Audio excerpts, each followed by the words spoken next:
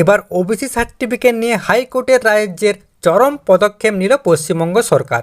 তো কি বলা হচ্ছে চলো আজকের ভিডিওয় তোমাদেরকে জানিয়ে দিই। সম্প্রতি রাজ্যের ওবিসি সংসদপত্র নিয়ে বড় রায় দিয়েছে কলকাতা হাইকোর্ট। তবে এ রাজ্যের মুখ্যমন্ত্রী যে সেই রায় মানছেন না, সে কথা তিনি আগেই স্পষ্ট করে দেন। রাজ্য সরকার বৃহস্পতিবার ছুটির দিনে রায়ের জবাবে সুপ্রিম কোর্টে যাওয়ার প্রস্তুতি নিতে তোড়জোড় শুরু করে দিয়েছে। মমতার সরকার শীঘ্রই আইনজীবীদের সাথে এই বিষয়ে কথা বলে উচ্চ আদালতে যাওয়ার সিদ্ধান্ত নিয়েছে।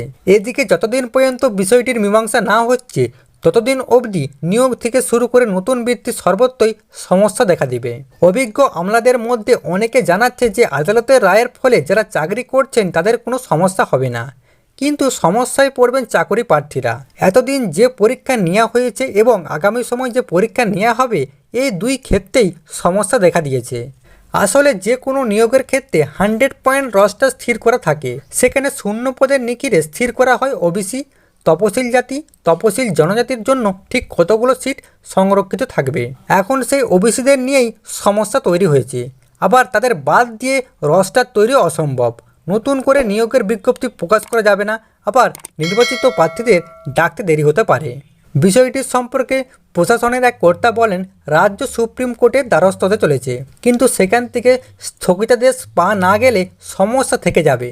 এদিকে যে কারণে ওবিসি তালিকাভুক্ত বহু পড়ুয়া সুবিধা থেকে বঞ্চিত হবে বলে জানায় শিক্ষা দপ্তর। স্কুলে ভর্তি থেকে বৃত্তির সমস্যায় বিষয় মিলে বিশেষ সুবিধা, কিন্তু এবার থেকে সেই সুবিধা বাদ পড়বেন তারা। তো গাইস, এবার কিন্তু ওবিসি সার্টিফিকেট বাতিল করা হচ্ছে, এখানে কিন্তু কলকাতা হাইকোর্ট রায় জানিয়ে দিয়েছে। তো গাইস, এই ছিল গুরুত্বপূর্ণ আপডেট। তো গাইস, ভিডিওটা কেমন লাগলো?